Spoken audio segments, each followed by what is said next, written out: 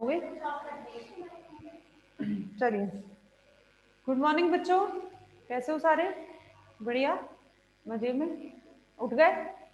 एक बार और फिर से गुड मॉर्निंग ऐसा होता है ना, रेडियो में बोलते हैं ना, होता है।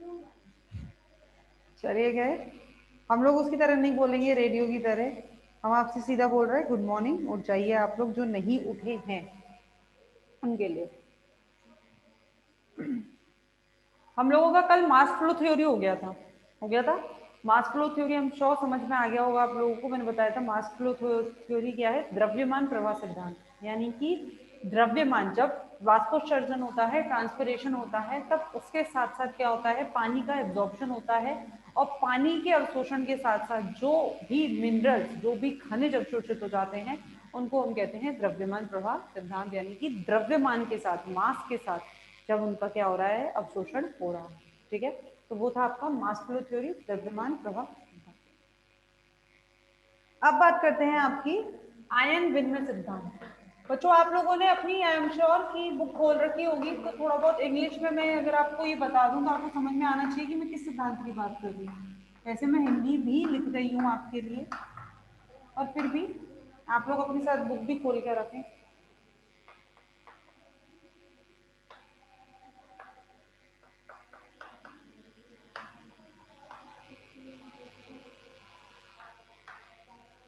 इसको कहते हैं theory of ion exchange, ion विनिमय सिद्धांत, थ्योरी ऑफ आयन एक्सचेंज। ठीक है, क्या होता है, मृदा के कणों पर आपको माइसीली मिसेल पता है? मिसेल किसे कहते हैं? माइसीली, मिसेल।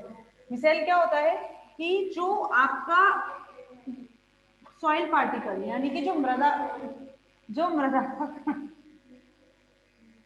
का कण होता है उस पर आवेश लगा होता है।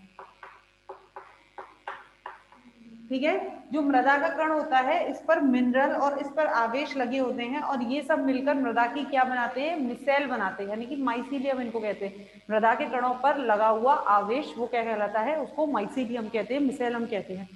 दरअसल ये माना जाता है कि जो मृदा के कण होते हैं, मृदा के कण ऋणात्मक होते हैं, यानी कि इन पर नेगेटिव चार्ज होता है।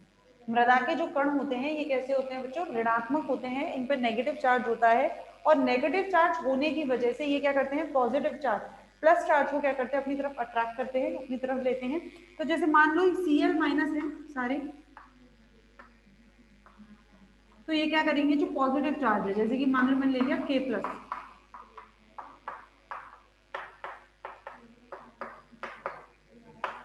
ठीक है, तो K प्लस चार्ज को क्या करेंगे, अपनी तरफ अट्रैक्ट करेंगे, और अट्रैक्ट करने के पर तो यहाँ पर क्या रखेंगे, इसको स्थिर रखेंगे।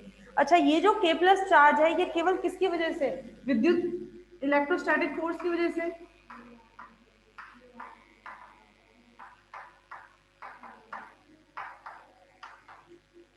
किसकी वजह से, विद्युत स्थैतिक बल की वजह से, इलेक्ट्रोस्टैटिक फोर्स की वजह से। तो ये चार्ज यहाँ पर स्थिर नहीं हो पाता है। क्या नहीं हो पाता, ये चार्ज यहाँ पर स्थिर नहीं हो पाता है।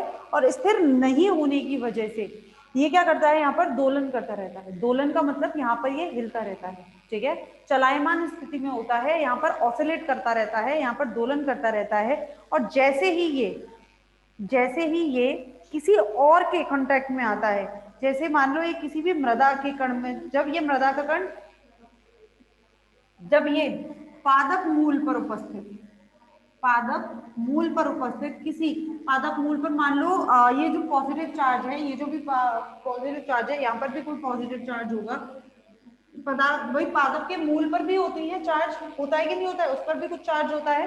तो पादप के मूल के कांटेक्ट में जब ये आएगा, मान लो यहाँ पर H प्लस है, फॉर एग्जांपल मैंने दे दिया H प्लस, क्यों, क्योंकि वाटर होता है तो H प्लस और OH माइनस तो हमेशा रहते हैं, तो H प्लस है।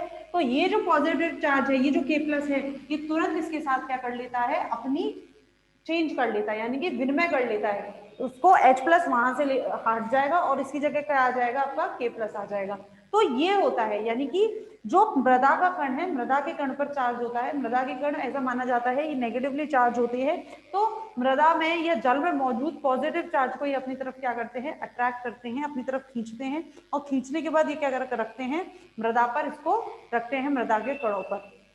जैसे ही ये मृदा के कण इस पादप मूल के पादप मूल के साथ कांटेक्ट में आते हैं, इनके साथ ये संबंध बनाते हैं। जैसे ही इनके कांटेक्ट में आते हैं, क्योंकि ये क्या है, इसके साथ फिक्स नहीं होता, ये फिक्स नहीं है, ये चलायमान यानी कि दोलन स्थिति में होता है।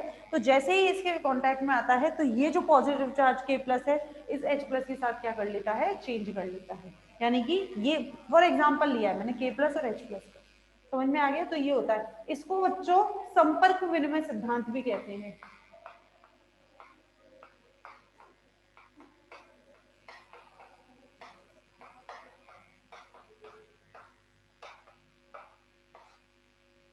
ठीक है, इसको संपर्क विनिमय सिद्धांत भी कहते हैं। दो टाइप के सिद्धांत हैं, ये जो होता है आयन विनिमय सिद्धांत में ही है, आयन विनिमय सिद्धांत में ही हम इसे संपर्क विनिमय सिद्धांत भी कहते हैं। ठीक है,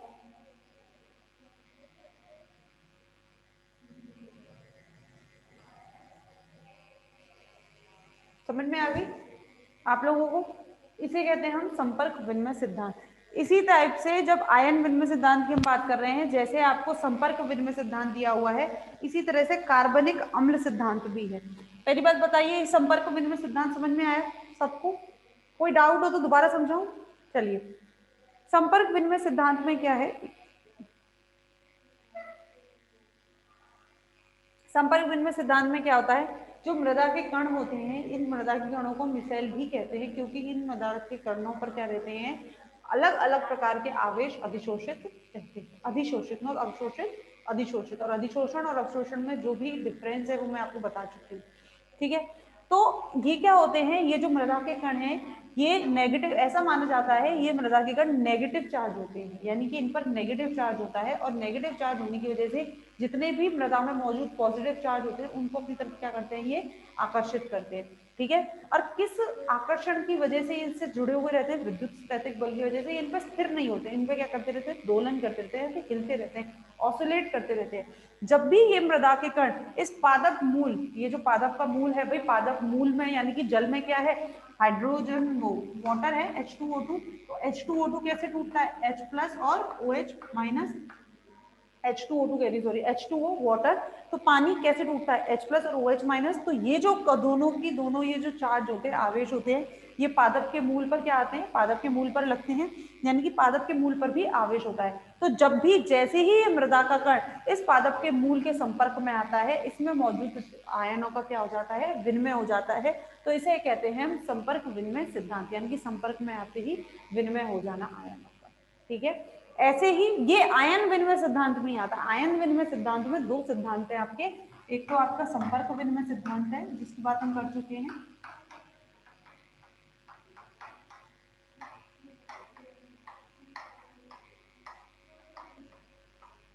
एक तो आपका संपर्क विनिमय सिद्धांत है, दूसरा है आपका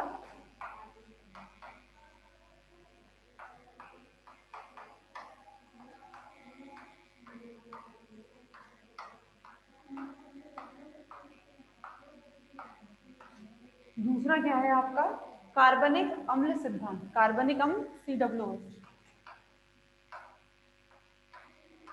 ठीक है, दूसरा क्या है आपका कार्बनिक अम्ल सिद्धांत। तो मेरे ख्याल से संपर्क विनिमय सिद्धांत आपको समझ में आया। अब बात करते हैं दूसरा सिद्धांत, कार्बनिक अम्ल सिद्धांत की।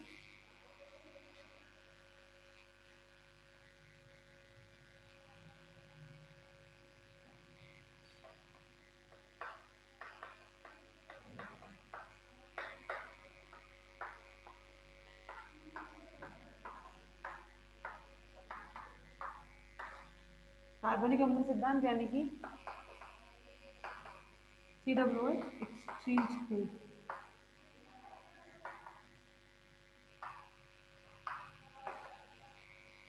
ठीक,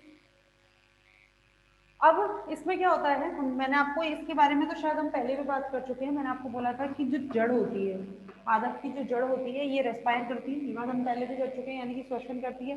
प्रकाश संश्लेषण तो ये करती नहीं है, क्या करती है, ये श्वसन करती है। श्वसन करेगी तो CO2 छोड़ेगी, छोड़ेगी नहीं छोड़ेगी, पानी में क्या मौजूद है, H2O मौजूद है, तो ये मिलकर क्या बना देते हैं, COOH प्लस OH माइनस, इस तरह से। ठीक है, तो ये क्या रहता है, इसके पास COOH रहता है। और यही जो कार्बनिक अम्ल है, क्योंकि ये जो कार्बनिक अम्ल है ये किस में टूटता है, या इसको इस तरह से भी कार्बनिक अम्ल को, सॉरी COOH तो कार्बन, नहीं नहीं ये होता है H2CO3।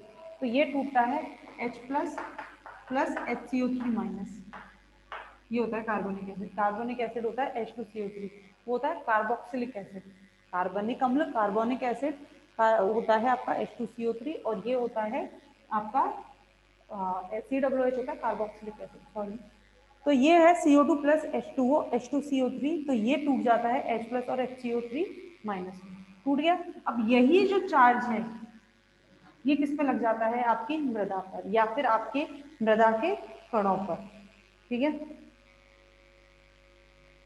जैसे H प्लस और HCO3 माइनस, तो ये इस पर लग गया। वही चीज है ऊपर जो भी हमने किसमें करी थी, आपकी संपर्क विनिमय सिद्धांत, उसमें भी हमने यही करा था कि मृदा में उपस्थित जो चार्ज होते हैं, मृदा के कणों पर जो चार्ज होते हैं, वो मूल पर उपस्थित चार्ज के साथ क्या करते रहते हैं, विनिमय करते हैं, ठीक है। तो वही चीज यहाँ पर भी है, बस हमने यहाँ पर एक अम्ल का नाम दे दिया है, वो है आपका कार्बोनिक एसिड, कार्बनिक अम्ल यानी कि H2CO3। तो ये किसमें टूट जाता है, H प्लस और HCO3 माइनस में।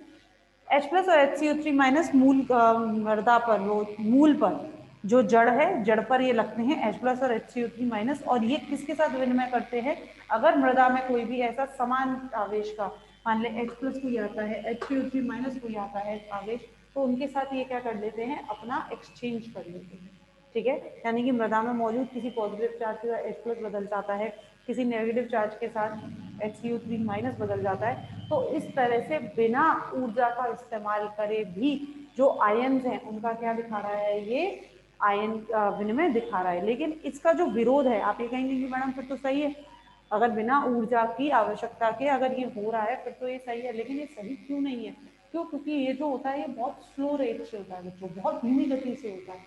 कौन सा आयन इसके कांटेक्ट में आएगा फिर ये करेगा, तो ये बहुत धीमी गति से होता है। जबकि हमने देखा है कि आयन्स का जो एब्जॉर्प्शन होता है बहुत तीव्र गति से होता है। आगे बात समझ में, इनका जो एब्जॉर्प्शन है, जो अवशोषण है, बहुत तीव्र गति से होता है। इस वजह से हम कहते हैं कि ये जो सिद्धांत है हमारा, कौन सा, आयन विनिमय सिद्धांत, पूरी तरह से सही नहीं। आयन विनिमय सिद्धांत में वापस बात करते हैं, दो सिद्धांत हैं, संपर्क विनिमय सिद्धांत और कार्बनिक अम्ल का सिद्धांत। संपर्क विनिमय सिद्धांत में मैंने आपको बताया कि जो मृदा के कण होते हैं वो कैसे होते हैं, ऋणात्मक होते हैं। ऋणात्मक होते हैं, इसका मतलब वो जितने भी पॉजिटिव चार्ज है उसको अपनी तरफ क्या करते हैं, अट्रैक्ट करते हैं, अपनी तरफ आकर्षित करते हैं, जिसकी वजह से पॉजिटिव चार्ज उस मृदा के कणों पर आकर अवशोषित, मतलब अधिशोषित हो जाते हैं, और वहां पर क्या करते हैं, दोलन करते हैं, यानी कि स्थिर नहीं होते, क्या करते हैं, दोलन करते हैं। जैसे ही ये मृदा के कण पादप मूल के साथ कांटेक्ट बनाते हैं, यानी कि संपर्क में आते हैं, तो इनके जो चार्ज है उनका आपस में क्या हो जाता है, एक्सचेंज हो जाता है। ऐसे ही किसमें है, आपका कार्बनिक अम्ल सिद्धांत में है। लेकिन कार्बनिक अम्ल सिद्धांत में वहां पर हम सबसे सब सारे जितने भी चार्ज थे उनकी बात कर रहे हैं। कार्बनिक अम्ल में हमने कहा है कि जो पादप की जो मूल होती है वो श्वसन करती है, श्वसन करते वक्त क्या छोड़ती है, CO2, और पादप मूल मृदा में ऑलरेडी क्या मौजूद है, H2O, तो ये CO2 और H2O मिलकर क्या बनाते हैं, कार्बनिक अम्ल, यानी कि H2CO3, और ये H2CO3 किसमें टूट जाता है, H प्लस और HCO3 माइनस में। ये H प्लस और HCO3 माइनस चार्ज जो है किस पर लगता है, आपकी मूल पर लगता है, और ये मूल पर से क्या करता है, इनका विनिमय करता है। क्लियर है बच्चों, मेरे ख्याल से आपको समझ में आ गया होगा आयन विनिमय सिद्धांत।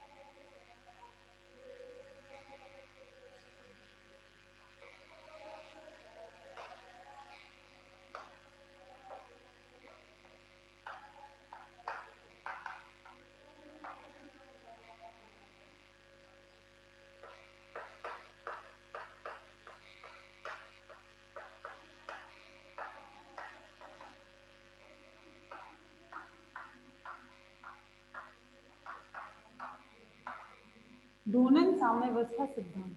दोलन साम्यावस्था सिद्धांत क्या है, डोनन ने ये सिद्धांत दिया था।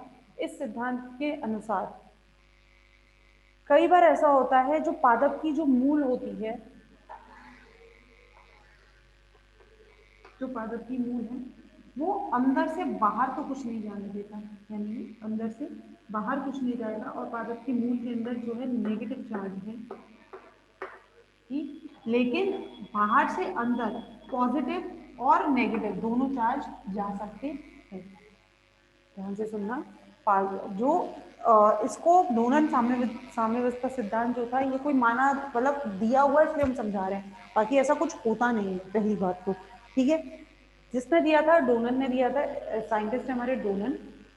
किसके ऊपर ये इन्होंने बात करी है, ये जो डोनन साम्यावस्था सिद्धांत है ये किसके ऊपर है, ये दिया गया है आपको दो, मतलब दोनों के बीच में जो विद्युत स्थैतिक बल जो लगता है, दोनों की वजह से, पॉजिटिव और नेगेटिव चार्ज की वजह से जो विद्युत स्थैतिक बल लगता है, उसको लेकर इन्होंने बात करी है।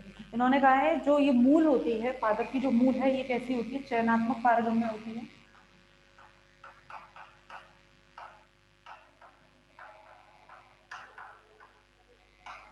ठीक है, जो पादप की जो मूल होती है वो कैसी होती है, चयनात्मक पारगम्य होती है, यानी कि अंदर से नेगेटिव चार्ज को ये बाहर नहीं आने देती है, लेकिन बाहर से पॉजिटिव और नेगेटिव चार्ज दोनों को क्या ले सकती है, ये अंदर ले सकती है। अब चूंकि नेगेटिव चार्ज अंदर ज़्यादा है, तो इसका मतलब इसको बैलेंस करने के लिए बाहर से क्या जाएगा, पॉजिटिव चार्ज जाएगा, जाएगा कि नहीं जाएगा। अगर अंदर नेगेटिव चार्ज ज़्यादा है तो बाहर से क्या जाएगा, पॉजिटिव चार्ज जाएगा, यानी कि बाहर की तरफ क्या रह जाएगा, नेगेटिव चार्ज रह जाएगा, रहेगा कि नहीं रहेगा, और अंदर पॉजिटिव चार्ज होगा, दोनों को बैलेंस करने के लिए।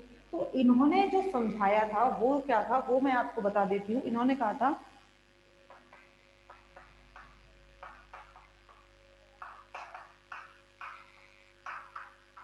कोशिका रस में, कोशिका रस यानी कि मूल के अंदर,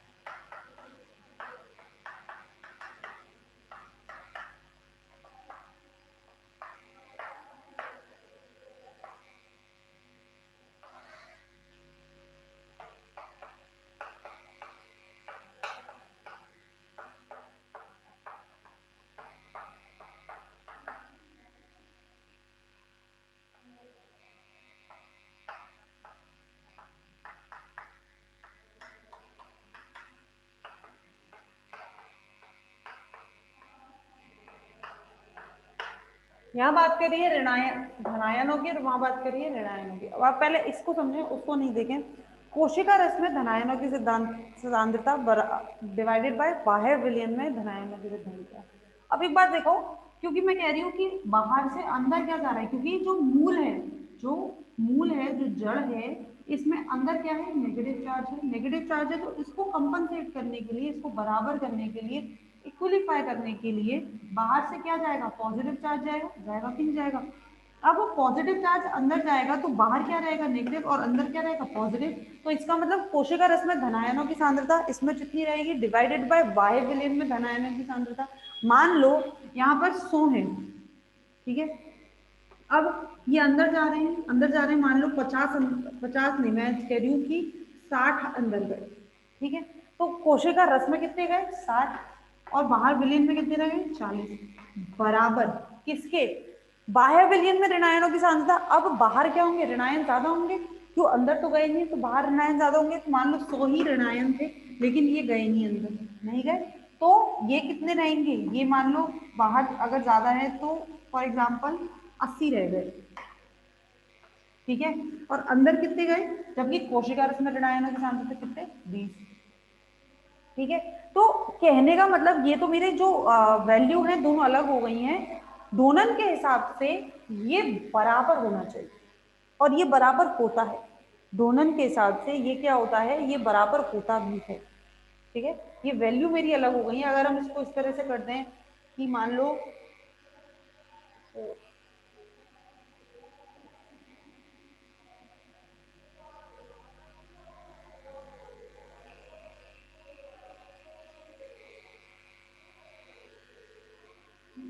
किसी भी तरह से कर लेंगे, कोई भी चीज़ है, चलो अभी तो क्या गणित मेरी इतनी खैर अच्छी नहीं है, नहीं तो मैं गणित ही नहीं पढ़ा रही होती आपको।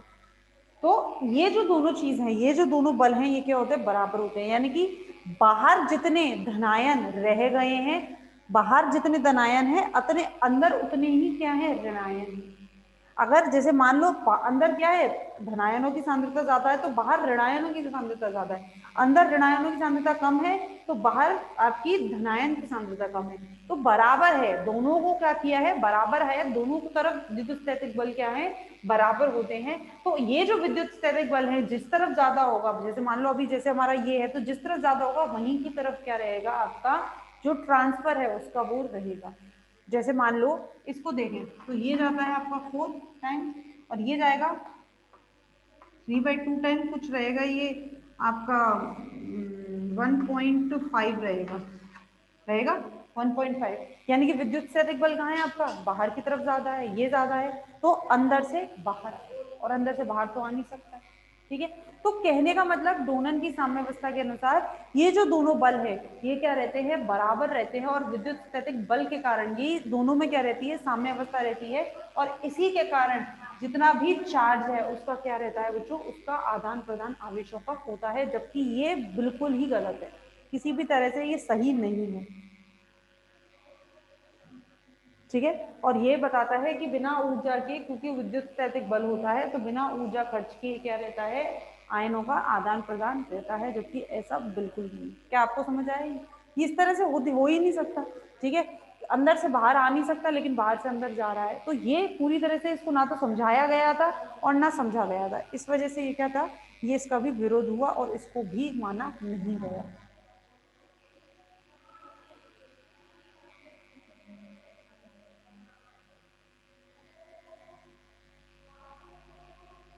डोनन साम्यावस्था सिद्धांत समझ आया कि नहीं आया बच्चों, हाँ या ना में जवाब दो। डोनन का साम्यावस्था सिद्धांत समझ आया या नहीं आया, नहीं आया हो तो एक बार और फिर बात कर लेते हैं इसकी। डोनन का साम्यावस्था सिद्धांत अगर समझ में नहीं आया है तो एक बार और बात कर लेते हैं इसकी, और समझ आ गया है तो यस और नो में प्लीज जवाब दे दो, ताकि फिर हम आगे बढ़े आपके, आप लोगों की अपनी। निष्क्रिय अवशोषण हम लोगों ने सारे सिद्धांत पढ़ लिए, निष्क्रिय अवशोषण के द्रव्यमान प्रवाह सिद्धांत पढ़ लिया, विसरण का सिद्धांत पढ़ लिया, वाहक के द्वारा विसरण वो भी हमने पढ़ लिया, ठीक है। आज हम लोगों ने आपका आयन विनिमय सिद्धांत पढ़ा, जिसमें संपर्क विनिमय सिद्धांत और कार्बनिक अम्ल का विनिमय सिद्धांत हम लोगों ने देखा, ठीक है। उसके बाद हम लोगों ने डोनन का साम्यावस्था सिद्धांत हम लोगों ने देखा, तो कई सारे सिद्धांतों की हमने बात कर ली, यानी कि हमने निष्क्रिय अवशोषण की बात करी, लेकिन सबसे पहला अगर हम बात करें कि निष्क्रिय अवशोषण अगर हम कह रहे हैं कि होता भी है, तो सबसे पहला जो इसका आपत्ति है वो यही है कि निष्क्रिय अवशोषण के द्वारा इतना कम दर में, इतनी कम रेट में अवशोषण होता है कि वो आपके जो एक्चुअल रेट है जिसपे हो रहा है उसको बताता ही नहीं है, जो एक्चुअल रेट है जिसमें हो रहा है उसको वो बताता ही नहीं है। तो इसलिए हम ये कहते हैं कि एक्चुअल रेट से बहुत कम दर से, जो एक्चुअल रेट से जो देखा गया साइंटिस्टों ने जिस तरह से अवशोषण हो रहा है, उसके उसके अपेक्षा तो निष्क्रिय अवशोषण से कुछ भी नहीं हो रहा। तो सबसे पहली आपत्ति तो यही थी कि अगर निष्क्रिय अवशोषण से होता भी है तो उतनी दर क्यों नहीं आ रही है, ठीक है, पहला तो यही था। इसके बाद निष्क्रिय अवशोषण में आपको देखा गया, तो इसमें देखा गया कि खनिज उपापचयी क्रियाओं में और खनिज लवण अवशोषण में कोई संपर्क नहीं होता। ठीक है, ठीक है। अब अगर हम ये कह रहे हैं कि भाई इसमें इसकी ज्यादा उपापचय क्रिया में इसकी मतलब बहुत आवश्यकता हो रही है, लेकिन निष्क्रिय अवशोषण में तो दिखाई नहीं रहा है। जैसे फॉर एग्जांपल मैग्नीशियम है, हम जान रहे हैं सबसे ज्यादा यही होता है, ठीक है। लेकिन मैग्नीशियम निष्क्रिय अवशोषण के हिसाब से तो मैग्नीशियम का अवशोषण ही बहुत कम हो रहा है, हो ही नहीं रहा है। तो निष्क्रिय अवशोषण से उपापचय क्रियाओं में इसका इस्तेमाल और खनिज लवण अवशोषण के हिसाब का कोई संबंध नहीं होता है, ठीक है। यानी कि ये तो गलत बात है ना कि जितना यूज हो रहा है उतना वो दिखाई नहीं रहा है। तो इस वजह से कुछ इस तरह के बिंदु थे जिसके हिसाब से निष्क्रिय अवशोषण को क्या कर दिया गया है बच्चों, खारिज कर दिया गया, ठीक है। इसके बाद कई सारे इसके आए। अच्छा एक चीज और, उसको बोलते हैं सॉल्ट इंड्यूस्ड, मैं बता चुकी शायद इसके बारे में तो, है ना। सॉल्ट इंड्यूस्ड रेस्पिरेशन, आयन द्वारा जब श्वसन बढ़ जाता है, इसको क्या बोला था गया था, श्वसन और अवशोषण में सिद्धांत। हमने कहा था कि श्वसन बढ़ जाता है तो आपका खनिज का अवशोषण भी बढ़ जाता है, इसको क्या कहते हैं, लवण प्रेरित,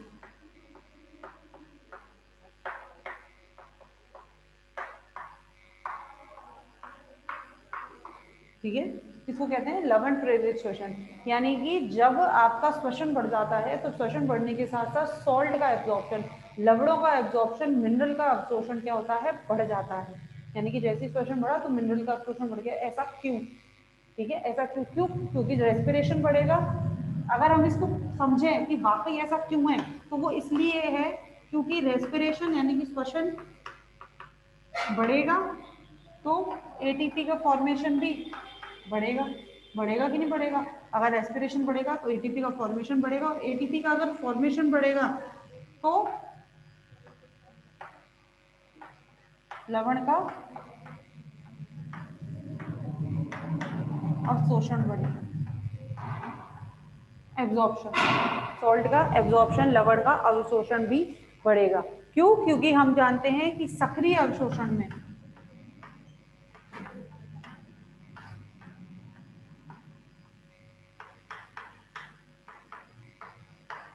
हम जानते हैं सक्रिय अवशोषण में क्या हो रहा है कि आपकी एटीपी यूज होती है।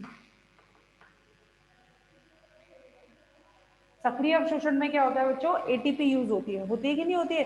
तो इसका मतलब खासकर इस पॉइंट का कहने का मतलब है क्यों श्वसन लवण प्रेरित श्वसन है, क्योंकि श्वसन के दौरान एटीपी का फॉर्मेशन बढ़ता है, एटीपी बढ़ता है तो लवण का अवशोषण बढ़ेगा। क्यों, क्योंकि लवण मोस्टली किससे होते हैं, सक्रिय रूप से अवशोषित होते हैं। तो जितना ज्यादा एटीपी बढ़ेगा उतना ज्यादा वो सक्रिय रूप से उसका अवशोषण कर पाएंगे। तो इसका सबसे अच्छा, इसको समझाने के लिए बिंदु ये है, लेकिन इसको हमारे निष्क्रिय अवशोषण के द्वारा इसको समझाया नहीं जा सका, तो इसलिए भी निष्क्रिय अवशोषण खारिज कर दिया गया।